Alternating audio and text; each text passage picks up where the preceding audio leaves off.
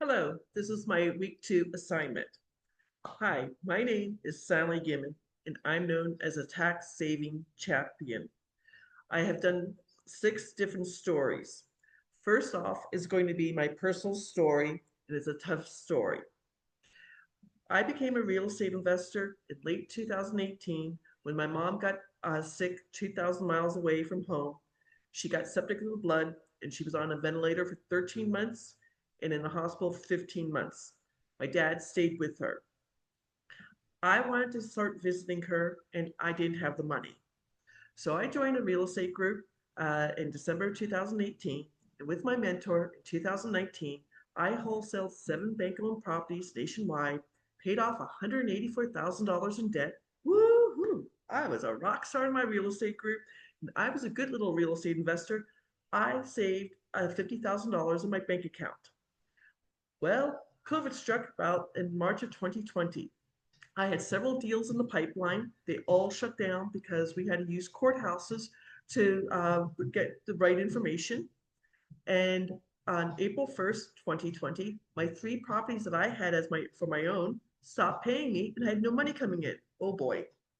April 4th, 2020, my CPA calls and says, "Congratulations, Sally. You made so much money in 2019. Your tax bracket went from 22% to 24%. I'm like, "Congratulations? What's this mean to me? Just give me the numbers. I'm a numbers person." He's like, "Well, with how much you sold in capital, how many properties you sold that you put in your paperwork, your capital gains is going to be $94,000 for 2019. I only have $50,000 saved. I have nothing coming in. What the heck?" He's just like, "Sally, calm down. Set up an appointment with me. I'm going to set you up on a payment plan. It's going to have interest and penalties, but we'll get you taken care of." I don't know about y'all, but trying to get $24,000 sounded like a mountain to me. I went to bed crying that night, and I woke up at 5 a.m. on April 5th and knew I was going to contact somebody I know who did HELOCs on paid off houses, defeats the purpose of that being a paid off house. And then I also had read an article about the Rockefellers Spendthrift Trust that's called The Office. Well, if the Rockefellers can save taxes, why can't Sally Gimmon save taxes? It took me 5 months. In September of 2020, I started both my business and beneficial spendthrift trusts. The gentleman who sold them to me, I said, "I would like to be an affiliate because I need to teach this in my real estate group because I'm not the only one who's getting surprise tax bills." He says, "That's a great idea." That's my personal story. So now, my other 5 stories for my facts. Number 1, the first thing people ask me is this legal? This is a shit to shift story. Yes, it's completely legal. It's in the IRS Tax Code 643B. If you go out there and research Tax Code 643B, you are going to find a memo from the IRS that stated August 9th, 2013, where the IRS literally says they do not like Tax Code 643B. They do not like the Irrevocable Complex Discretionary Non-Grantor Spendthrift Trust. It's a memo, people. It's a memo. The tax code trumps a memo every single time. Only Congress can change the tax code. It's as legal can be. The law firm I work on behalf of was started 78 years ago by a Harvard law professor. He wrote 5 separate trusts to save very specific taxes. In 78 years, not a single trust has ever been audited. Now his grandson and great grandson run the law firm, and they stand behind those numbers. When you start a spendthrift trust, they're going to give you a certification saying if you get questioned by the IRS, they'll defend you free of charge. In 78 years, it's happened one time only. The senior IRS agent went down to Texas, where the law firm is, spent 5 hours in the boardroom. He approved the trust, and 2 weeks later sent an unsolicited letter back to the law firm explaining how he approved it. He then retired from the IRS and became an agent like I do, and he sells thousands of trusts. I wish I had his job. Shift story number 2. Why doesn't my CPA or my financial advisor know about this? That's a fantastic question. Currently, here in the United States, there are a million active attorneys at this time. Only 4% are trust attorneys. A textbook they study in law school is called Scott and Asher on Trusts, 5th edition. It's in Black's Law Dictionary. I'm not trying to make fun of CPAs, but they only study certain tax codes. With any spendthrift trust, you will file a 1041 tax return, not a 1040 tax return. And again, the law firm I work on behalf of has over 800,000 trusts in the past 78 years, and not a single trust has ever been audited. It's an amazing document. Number three, the lean in story. What is the history? This is kind of sad, but kind of funny at the same time. This goes back to 1850. This goes back to 1658, when King Henry VIII, that famous king who chopped off his wives' heads, decided he was going to start the Church of England, so he could divorce his wives, murder a few ladies, start a church. Hey, why not?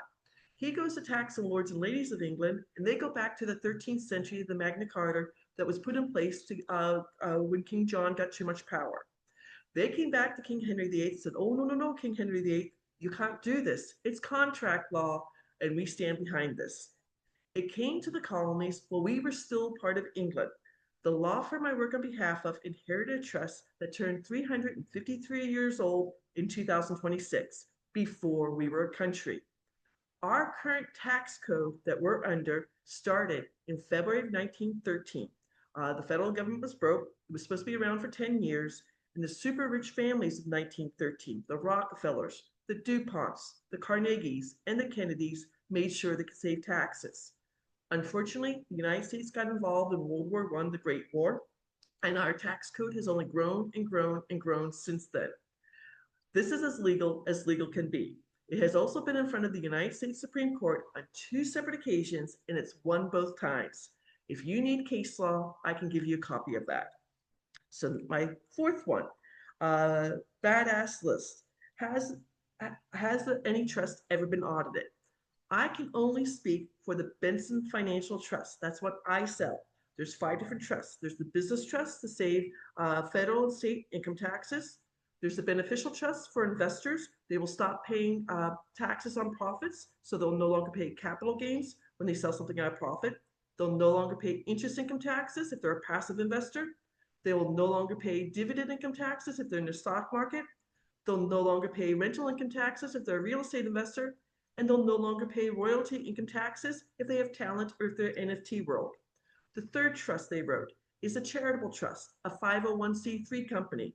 I've sold several of those. Several of my business trust clients who are saving thousands of dollars have started charities, some very interesting charities, and they have the charitable trust.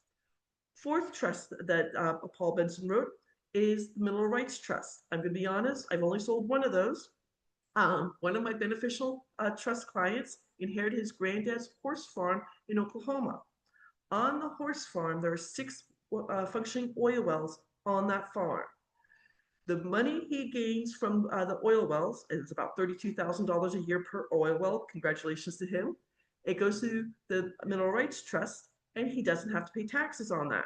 Each trust is written very specifically.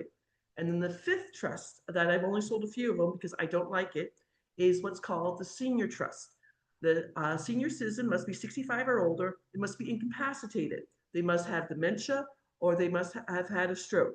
The senior is it's a blind trust, and somebody in his family is running the trust. I really have a very specific way to talk to people about that because I do not want the poor senior to lose all his money. But yes, it's a completely amazing thing. Okay, and now my 5th one is a shift to shift story. The question I get all the time is, what if Congress changes the tax code? I don't have a crystal ball. It's been around since 1913, so that's 100, if I can do my math correctly, that's more than 110 years, 113 years. Too many presidents, too many congressmen, too many senators, and really importantly, too many of their constituents who are in their super PACs who give all this money for people to help them with their elections know about the Spendthrift Trust. I call this the secret of the rich. The rich know about it, but regular people don't know about it. If a business person is making at least $100,000 gross in 1099 income, I don't care if they're a business owner, an entrepreneur, a franchisee owner, or 1099 income earner, they will save 5 figures in taxes year after year, generation after generation. With beneficial trusts, if you are an active real estate investor, when I wholesaled 7 different properties in 2019, I made over $200,000 in capital gains. If I had the Spendthrift Trust, I would have saved $94,000 in taxes. My first property in the trust, just so people know, was a bank-owned reverse mortgage that was going to auction. I paid $20,000 for it. It was going to go to auction, starting bid at $50,000. I had to wait for 13 months for COVID restrictions to be lifted.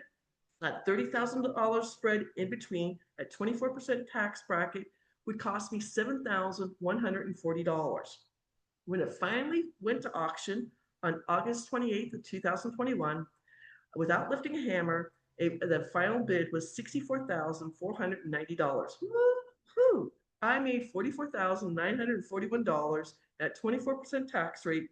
I got to save $10,368 in capital gains on that one property, and I put it into more real estate.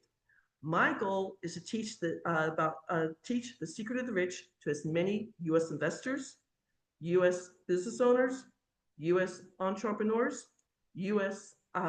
Franchise owners, and also U.S. 1099 income earners, how they can save taxes legally. Thank you for watching my video, and thank you, Jen, for giving us such a great homework assignment. Have a beautiful day.